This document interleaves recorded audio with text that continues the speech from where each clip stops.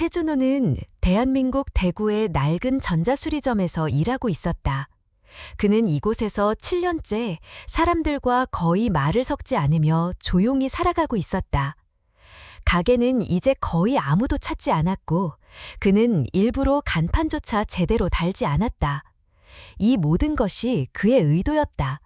세상과 거리를 두는 것, 아무런 기대도 관계도 만들지 않는 것, 그건 자기를 지키는 유일한 방법이었다. 그가 한때 어떤 사람이었는지를 아는 사람은 드물었다. 이름만 들으면 떠올릴 수 있던 오디오 엔지니어, 방송국과 연예기획사에서 줄을 서서 찾던 음향 전문가. 지금은 전설처럼 잊혔지만 한때는 최준호의 손을 거친 음악이 음원 차트의 정상을 차지하던 시절도 있었다. 하지만 단 한 번의 사건이 모든 걸 뒤바꿔 놓았다. 그리고 그는 과거를 아예 접어버렸다. 그날은 평범한 퇴근길이었다. 늦은 밤 아내와 아들이 차를 타고 준호를 데리러 오기로 했었다. 회의가 길어졌고 그는 끝까지 마무리하고 싶었다. 5분만 더. 그렇게 혼잣말을 했다. 가족에게는 금방 나갈게 라고 문자 하나 남겼다. 그게 마지막이었다. 차량 브레이크가 고장이 났고 그들은 병원에 도착하기 전에 세상을 떠났다. 아무도 그를 탓하지 않았지만 그는 자신을 절대 용서하지 않았다. 오로지 자신만이 원인이었다고 믿었다. 그 5분이 모든 걸 앗아갔다고 생각했다. 장례가 끝난 뒤 그는 곧장 서울을 떠나 대구로 내려갔다. 아무도 찾지 않는 동네, 아무도 관심 가지지 않는 가게, 매일 고장난 라디오나 오래된 확성기를 들여다보며 시간을 보냈다. 전기도 제대로 들어오지 않는 낡은 공간에서 그는 세상과의 소통을 끊었다. 누구에게도 연락하지 않았고 어느 누구도 그를 다시 불러주지 않았다. 그는 그것을 원했고 세상도 그를 더 이상 귀찮게 하지 않았다. 하루하루가 반복되는 가운데 감정이란 것도 희미해졌다. 즐거움이나 슬픔, 기대 같은 건 사라졌다. 말없이 전선을 잇고 납땜을 하고 고장난 회로를 분석하고 부품을 교체했다. 그에게 있어서 삶은 고쳐지는 것보다 더 이상 망가지지 않게 하는 데 초점이 맞춰져 있었다. 누군가가 찾아와 무언가를 맡기면 받아서 고쳤고 고쳐서 돌려줬다. 그 이상은 없었다. 가끔은 아내가 생전에 불렀던 노래가 라디오에서 흘러나오기도 했지만 그는 무표정하게 채널을 돌리거나 전원을 꺼버렸다. 음악은 이제 감정을 일깨우는 도구가 아니라 피해야 하는 과거의 파편이었다. 음향의 아름다움이 그에겐 고통의 기억이었다. 그는 더 이상 어떤 소리도 듣고 싶지 않았다. 그것이 과거와 연결된 것이든 미래에 대한 기대든 그의 삶은 거의 정지 상태에 가까웠다. 어떤 날이든 어떤 계절이든 특별할 것 없는 평면적인 시간 속에서 그는 존재만 하고 있었다. 누구도 그에게 말을 걸지 않았고 누구에게도 말을 걸지 않았다. 시간은 그를 피하듯 흘러갔고 그는 그것에 익숙해졌다. 고요함과 무표정함, 반복과 단절, 그것이 준호가 만들어 놓은 세상이었다. 하지만 그는 몰랐다. 그 단단한 고요함이 작은 손 하나로 깨어질 날이 다가오고 있다는 것을. 그 손은 의도하지 않았고 계획하지도 않았지만 그의 세상을 뒤흔들 준비를 하고 있었다. 그리고 그 순간은 생각보다 훨씬 더 평범한 한낮에 찾아오게 될 터였다. 그날은 여느 때처럼 조용했다. 최준호는 평소처럼 전원도 들어오지 않는 구형 라디오를 분해하고 있었다. 고장난 회로를 살펴보며 무심하게 하루를 보내고 있던 그때 문이 열렸다. 고개를 들자 작은 손이 가게 안쪽으로 들어섰고 그 손에는 깨진 보청기 하나와 낡은 스프링 노트가 들려 있었다. 아이는 그 노트를 조용히 밀어주었다. 거기엔 삐뚤삐뚤한 글씨로 이렇게 적혀 있었다. 아저씨, 우리 엄마가 제 말을 못 들어요. 이거 고쳐줄 수 있어요? 준호는 아무 말도 하지 않은 채 종이를 들여다봤다. 그리고 천천히 보청기를 선에 올렸다. 아이 옆에는 젊은 여성이 서 있었다. 얼굴은 지쳐 있었지만 단정했고 표정은 조용했다. 그녀는 한마디도 하지 않았지만 그 조용한 눈빛에서 수많은 말이 느껴졌다. 말보다 더 무거운 사과, 조심스러운 부탁, 그리고 아이를 향한 보호 본능 같은 것들이 동시에 전달되었다. 여성은 청각 장애인이라는 것이 명확했다. 아이가 손짓으로 짧게 설명하자 그녀는 고개를 살짝 숙이며 웃음을 보였다. 말은 없었지만 상황은 분명했다. 아이는 엄마와의 소통을 위해 보청기를 가져왔고 그걸 고칠 수 있는 사람을 찾다 우연히 이곳까지 온 것이었다. 아이의 이름은 유나였다. 6살. 키는 카운터보다 조금 작았다. 하지만 눈빛은 또래보다 훨씬 어른스러웠고 동작 하나하나에는 이유와 의도가 담겨 있었다. 유나는 수화와 말, 글을 자유롭게 넘나들며 엄마와 소통하고 있었고 그 방식은 매우 자연스러웠다. 누가 봐도 익숙하고 익힌 시간의 무게가 느껴졌다. 준호는 보청기를 자세히 들여다봤다. 케이스는 금이가 있었고 내부 배터리 부분이 충격으로 인해 눌려 있었다. 그는 고칠 수 있을지 확신이 없었다. 하지만 자신도 모르게 고개를 끄덕였다. 해보자 라는 마음이 들었다. 왜 그런 생각이 들었는지는 자신도 몰랐다. 다만 유나의 눈빛에서 무언가를 느꼈고 그것이 마음을 움직였다. 작업을 시작하자 유나는 가만히 있지 않았다. 그녀는 엄마가 좋아하는 노래, 좋아하는 음식, 그리고 가족 이야기를 조잘조잘 이어갔다. 준호는 대답하지 않았지만 듣고 있었다. 유나는 그에게 말을 걸면서도 혼자 말을 이어나가는데 익숙해 보였다. 마치 오래된 친구에게 이야기하듯 자연스러웠다. 그 가운데 가족 발표회라는 단어가 들렸다. 유나의 학교에서 예정된 행사였다. 모든 아이들이 가족을 초대해서 자기 이야기를 하는 시간이라고 했다. 유나는 잠깐 망설이다가 조용히 말했다. 근데 저랑 엄마는 누구 데려갈 사람이 없어요. 아저씨가 와줄 수 있어요? 그 말에 준호는 고개를 끄덕였다. 그 순간 자신이 왜 그렇게 했는지 설명할 수 없었다. 단지 어떤 부름 같은 것이 느껴졌고 그 부름에 대답하지 않으면 안 될 것 같은 감정이 마음속에서 올라왔다. 그는 어쩌면 오랫동안 무시해왔던 감정의 이름을 그날 처음 다시 느꼈는지도 몰랐다. 며칠 뒤 유나가 다시 가게를 찾았다. 보청기는 말끔히 고쳐졌고 그녀는 활짝 웃으며 그것을 엄마에게 건넸다. 엄마는 놀란 듯 고개를 끄덕였고 손으로 몇 가지 표현을 이어갔다. 유나는 다시금 준호를 바라보며 말했다. 엄마가 고맙대요. 이제 제 목소리를 다시 들을 수 있어서요. 그 말을 듣고도 준호는 아무 대답도 하지 않았다. 하지만 그 말이 마음속 깊은 곳에 스며드는 걸 느꼈다. 무언가 아주 오랜만에 살아 움직이는 듯한 감각. 그것은 보청기의 전원이 다시 켜지는 순간과 닮아 있었다. 준호는 그날 밤 늦게까지 잠들지 못했다. 자정이 넘도록 라디오도 켜지지 않았고 아무런 장비도 만지지 않았다. 책상 위에 놓인 수첩과 유나가 남기고 간 메모가 떠올랐고 그 단어들이 계속해서 귓가에 맴돌았다. 우리 엄마가 제 말을 못 들어요. 이거 고쳐줄 수 있어요? 그 말은 단순한 기술적 요청이 아니었다. 그것은 관계에 대한 요청이었고 연결을 위한 외침이었다. 그리고 그 외침이 자신에게 닿았다는 사실이 이상하게도 위로가 되었다.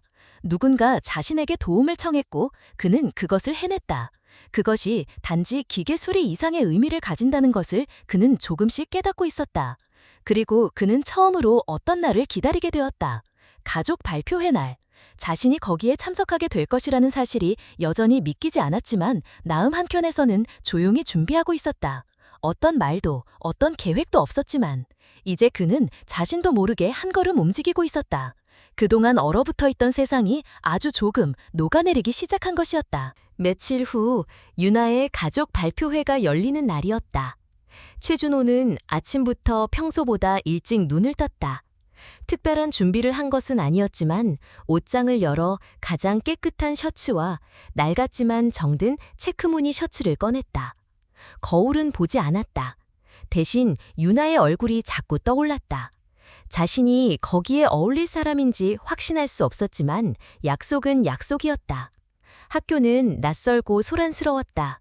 복도에는 아이들의 작품이 전시되어 있었고 부모들은 분주히 카메라를 들고 아이들을 챙기고 있었다. 준호는 그런 풍경이 익숙하지 않았다. 그는 조용히 교실로 향했다. 문을 열자마자 유나가 그를 발견했고 바로 달려왔다. 아무런 말도 하지 않았지만 그녀의 표정 하나로 모든 것이 전달되었다. 준호는 그 순간만큼은 주저하지 않았다. 자리를 찾고 앉으며 주변을 둘러봤다. 모든 아이들 옆에는 가족이 있었다. 어떤 아이는 아빠와, 어떤 아이는 엄마와, 어떤 아이는 할머니와 함께 앉아 있었다. 유나 옆에는 준호가 있었다. 순서가 돌아오고 유나가 앞에 나섰다. 작은 손으로 종이를 펼치고 천천히 말을 이어갔다. 그녀의 목소리는 작았지만 분명했고 또렷했다. 발표는 그녀가 가장 좋아하는 사람에 대한 이야기였다. 유나는 엄마 이야기를 먼저 했다. 어떻게 함께 지내는지, 어떻게 수화를 배우게 되었는지, 그리고 엄마가 자신을 얼마나 잘 이해해 주는지를 이야기했다. 이어서 그녀는 준호를 소개했다. 이분은 최준호 아저씨예요. 우리 엄마가 제 말을 다시 들을 수 있게 도와주셨어요. 그 순간 교실 안의 공기가 조금 달라졌다. 아이들도 선생님도 부모들도 모두 조용히 유나를 바라봤다. 누군가는 고개를 끄덕였고 누군가는 미소를 지었다. 하지만 준호는 가만히 고개를 숙였다. 무언가가 가슴속 깊은 곳을 건드린 듯한 기분이었다. 오랜 시간 누구에게도 필요하지 않다고 느꼈던 자신이 누군가의 발표 속에 등장하고 있었다. 그날 저녁 준호는 유나와 지원의 집 앞에 앉아 있었다. 그녀는 휴대폰을 무릎 위에 두고 천천히 글자를 입력하고 있었다. 그 공간은 조용했지만 불편하지 않았다. 어떤 말도 강요되지 않았고 어떤 해석도 필요하지 않았다. 그냥 존재하는 시간이었다. 준호는 그 고요함 속에서 처음으로 자신의 이야기를 꺼냈다. 목소리는 낮고 거칠었지만 거기에는 진심이 담겨 있었다. 그는 자신의 가족에 대해 이야기했다. 아내와 아들, 그리고 사고.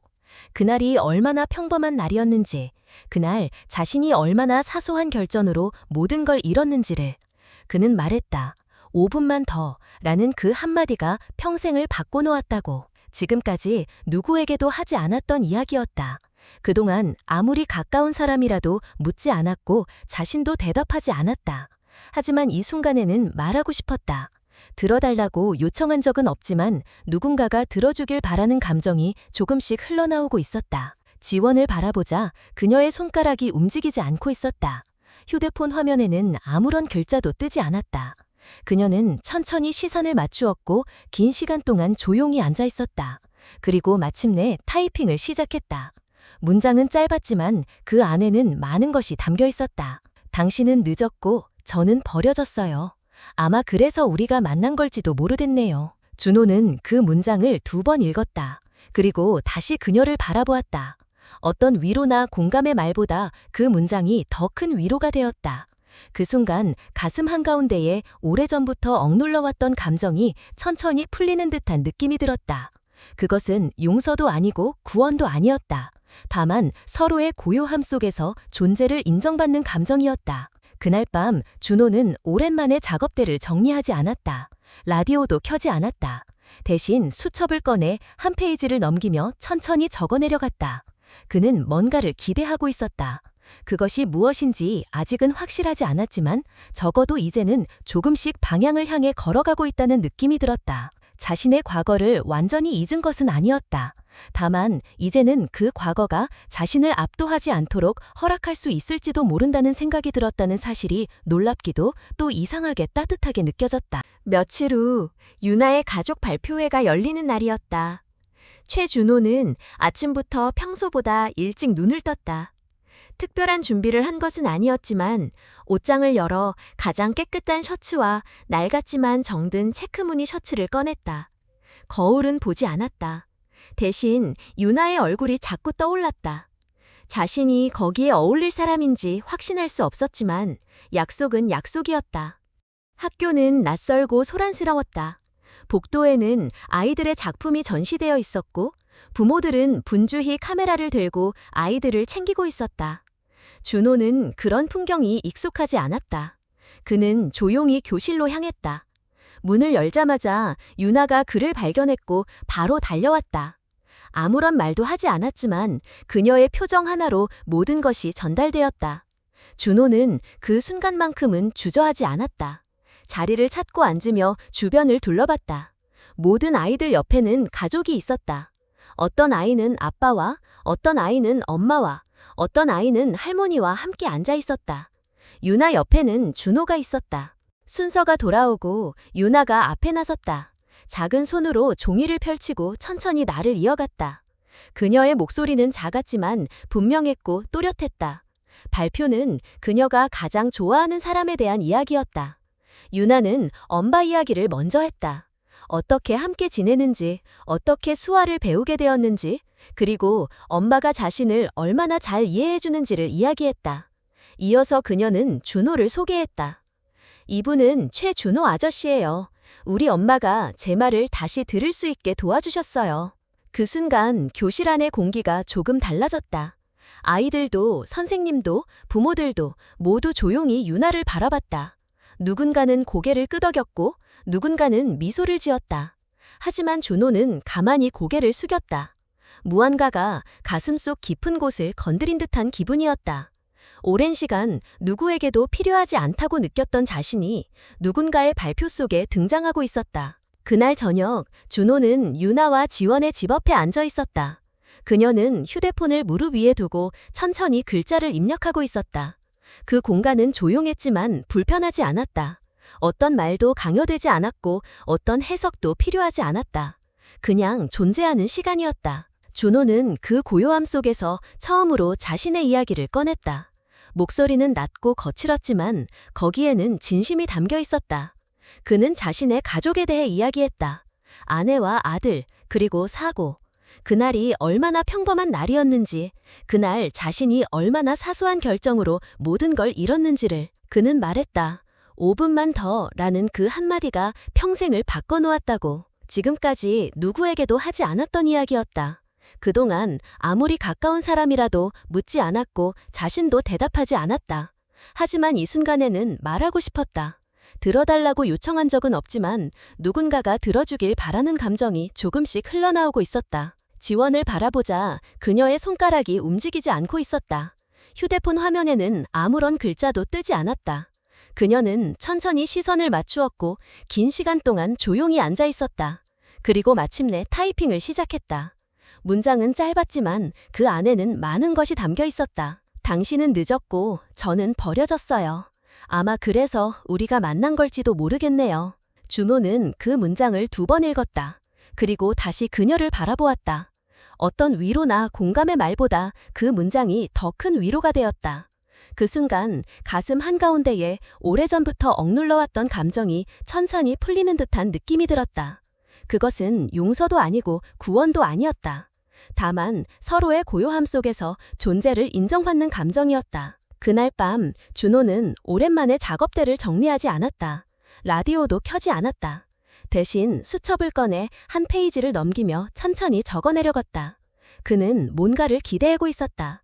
그것이 무엇인지 아직은 확실하지 않았지만 적어도 이제는 조금씩 방향을 향해 걸어가고 있다는 느낌이 들었다. 자신의 과거를 완전히 잊은 것은 아니었다. 다만 이제는 그 과거가 자신을 압도하지 않도록 허락할 수 있을지도 모른다는 생각이 들었다. 그리고 그 생각은 6살 소녀가 던진 한마디에서 시작되었다는 사실이 놀랍기도 또 이상하게 따뜻하게 느껴졌다. 회복이 시작되기도 전 또 다른 위기가 닥쳐왔다. 유나가 병원에서 퇴원한 지 일주일이 지나던 날 지원의 친아버지 강명호가 병실로 찾아왔다. 깔끔한 정장 차림, 정제된 말투, 그리고 표정 없는 얼굴.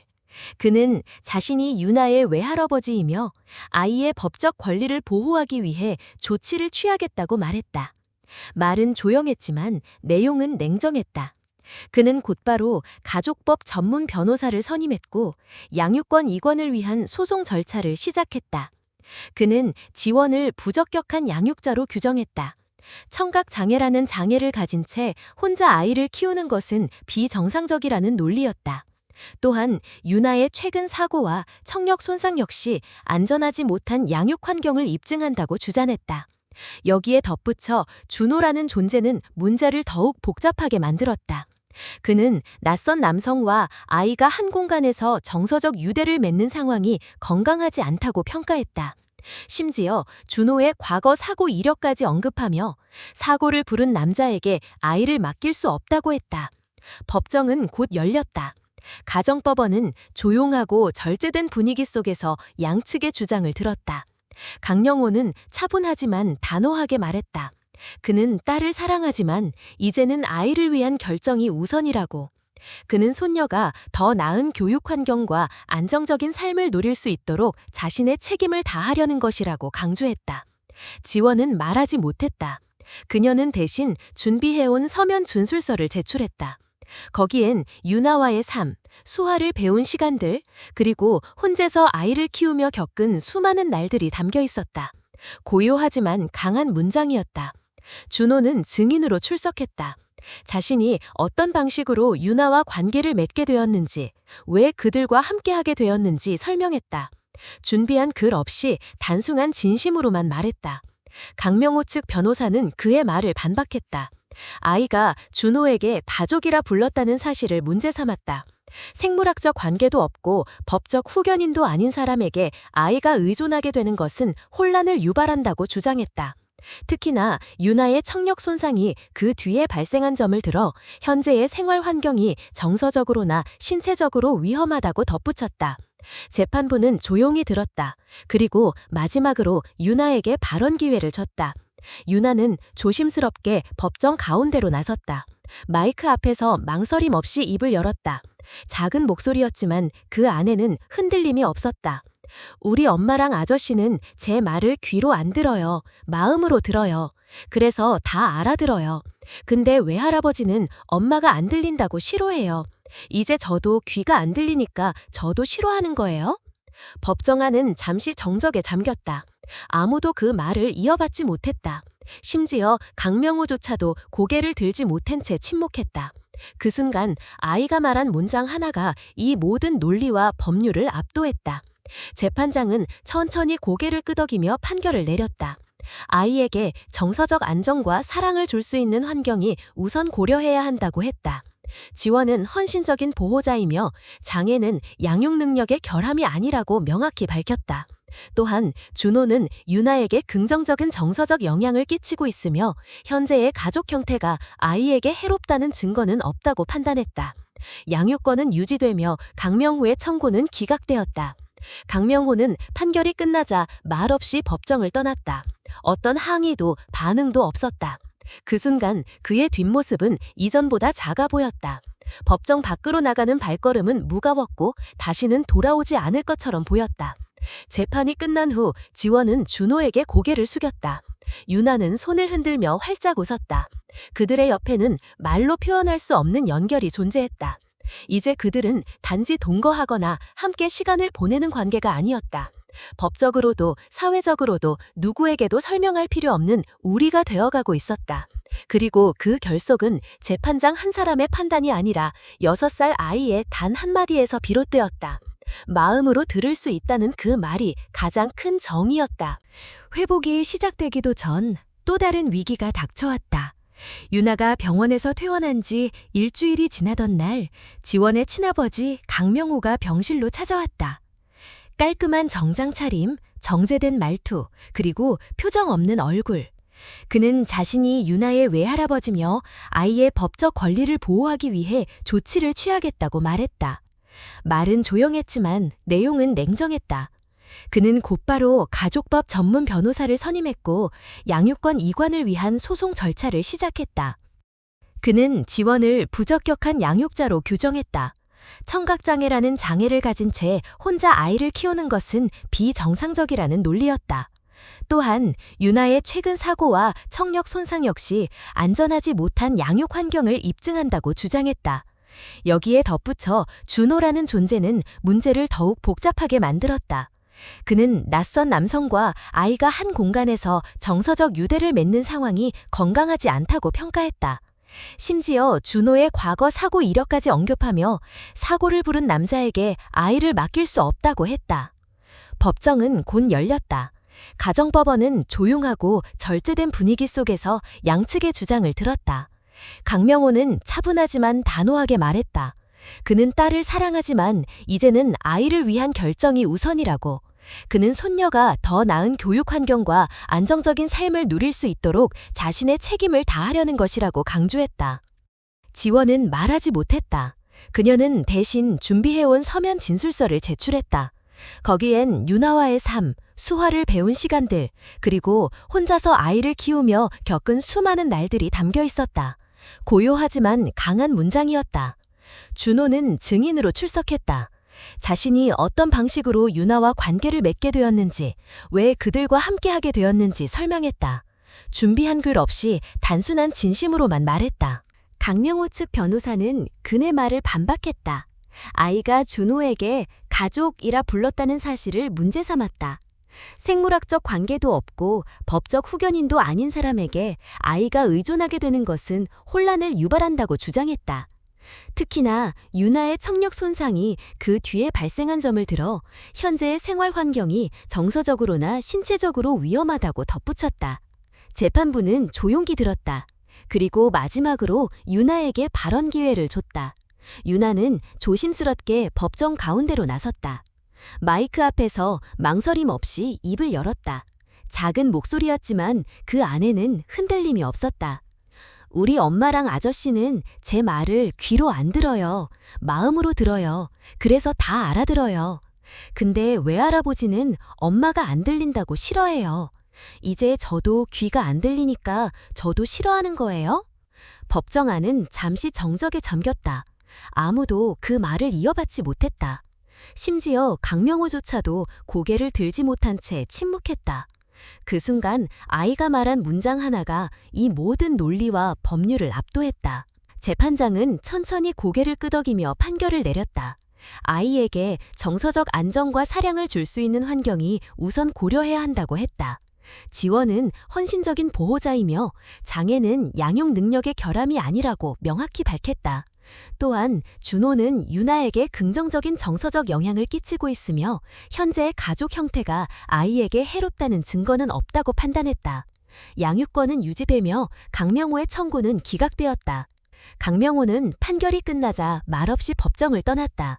어떤 항의도 반응도 없었다. 그 순간 그의 뒷모습은 이전보다 작아 보였다. 법정 밖으로 나가는 발걸음은 무거웠고 다시는 돌아오지 않을 것처럼 보였다. 재판이 끝난 후 지원은 준호에게 고개를 숙였다. 유나는 손을 흔들며 활짝 웃었다. 그들의 옆에는 말로 표현할 수 없는 연결이 존재했다. 이제 그들은 단지 동거하거나 함께 시간을 보내는 관계가 아니었다.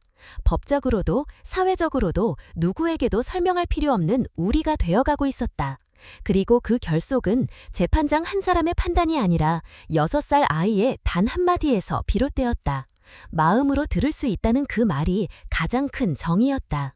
비가 조용히 내리던 어느 토요일 저녁, 준호는 평소보다 늦게 작업을 마쳤다.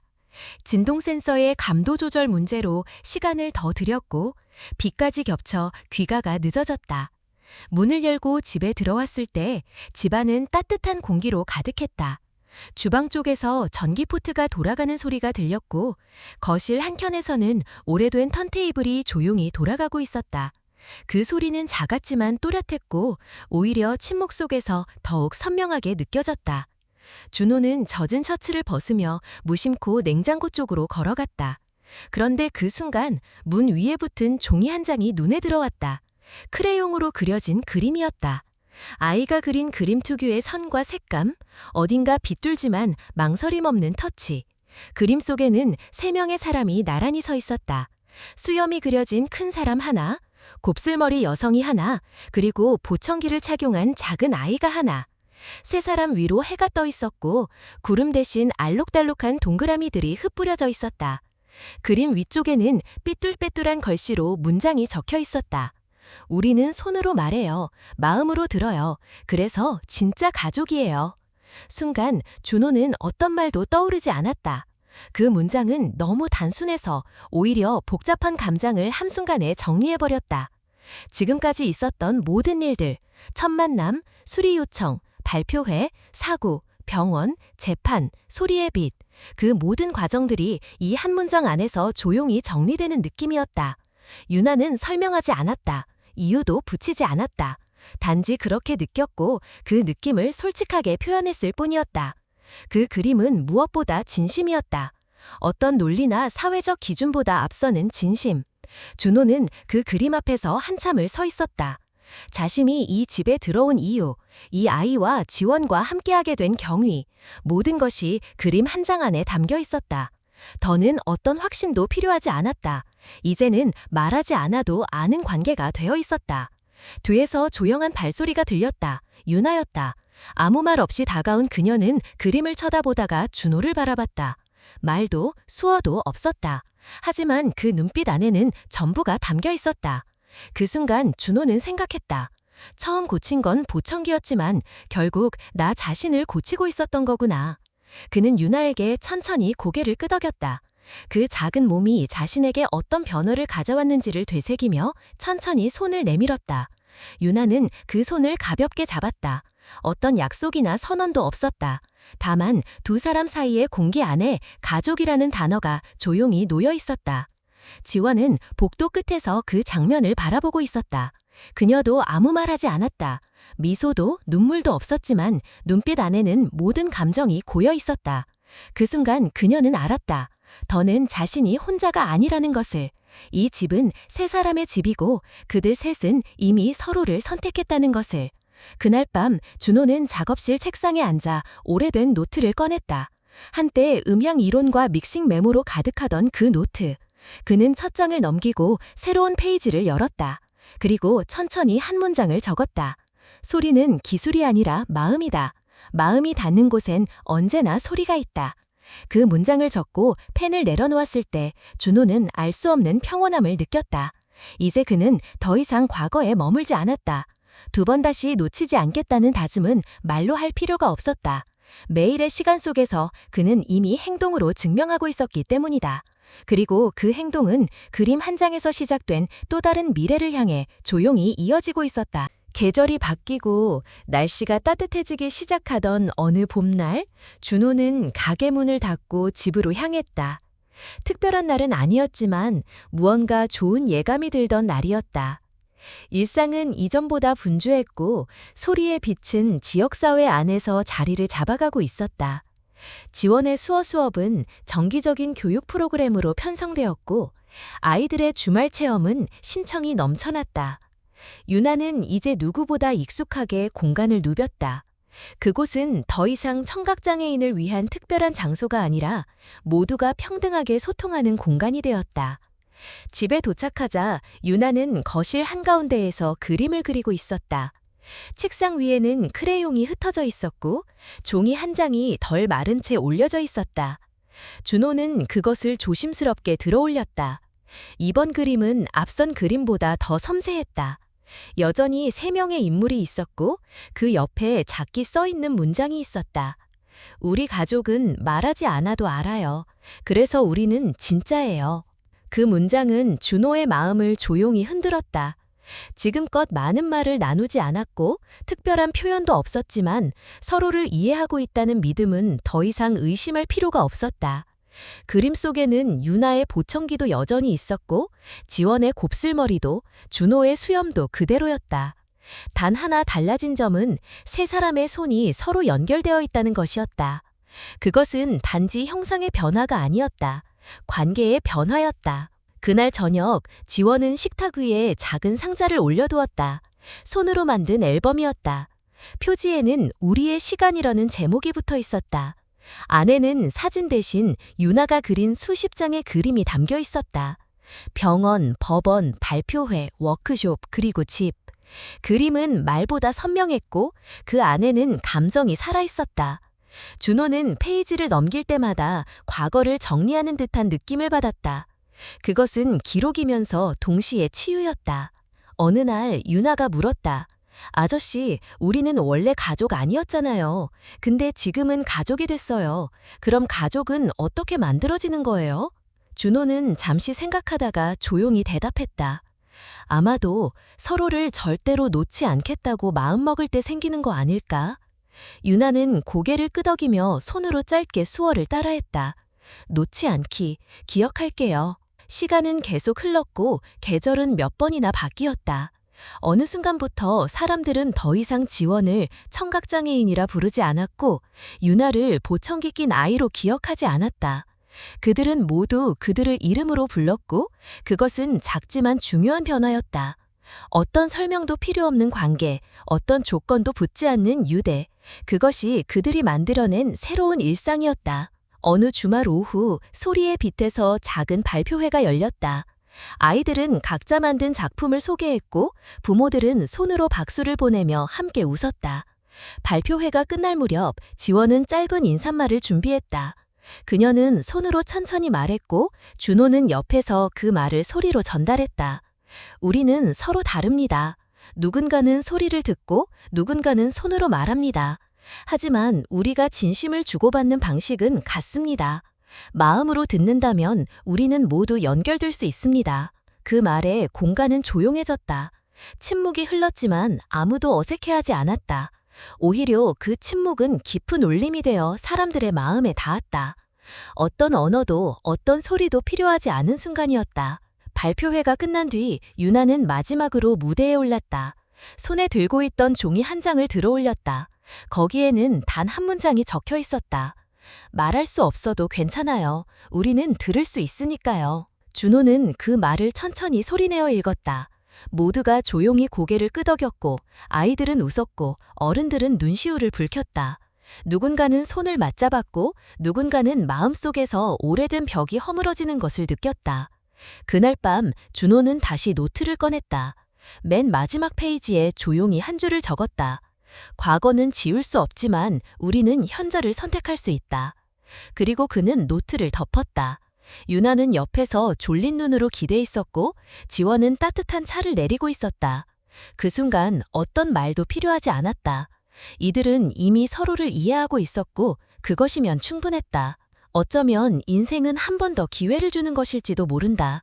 잃어버린 것을 되돌리는 기회가 아니라 새롭게 만들어갈 수 있는 용기의 기회. 그 기회 앞에서 당신이라면 어떤 선택을 하겠는가? 오늘 이야기를 끝까지 관심 가지고 들어주셔서 진심으로 감사드립니다. 이 이야기는 단순히 한 아이의 보청기를 고치는 이야기처럼 보일 수 있지만 그 안에는 우리가 놓치기 쉬운 관계의 본질, 마음의 소리, 그리고 선택의 힘이 담겨 있습니다. 누구나 상처를 안고 살아갑니다. 하지만 그 상처를 껴안고 다시 걸어갈 용기를 주는 것은 결국 서로를 향한 따뜻한 마음과 이해입니다. 오늘의 이야기를 통해 여러분도 한 번쯤 곁에 있는 사람들과의 관계를 돌아보게 되셨기를 바랍니다. 꼭 말로 하지 않아도, 손으로 하지 않아도 마음으로 들을 수 있는 사람이 되어주는 것. 그것이 진정한 가족이며 우리가 서로에게 줄 수 있는 가장 큰 선물이라고 생각합니다. 여러분의 관심과 공감은 저희에게 큰 힘이 됩니다. 채널을 응원해주시는 방법은 아주 간단합니다. 지금 이 이야기를 들으시고 마음에 와 닿았다면 아래에 좋아요를 눌러주시고 여러분의 느낌이나 생각을 댓글로 나눠주세요. 그리고 채널에 구독을 눌러주시면 앞으로도 더 많은 감동적인 이야기로 함께할 수 있습니다. 다시 한번 함께해주셔서 진심으로 감사드립니다. 여러분의 하루가 따뜻한 마음으로 채워지길 바랍니다.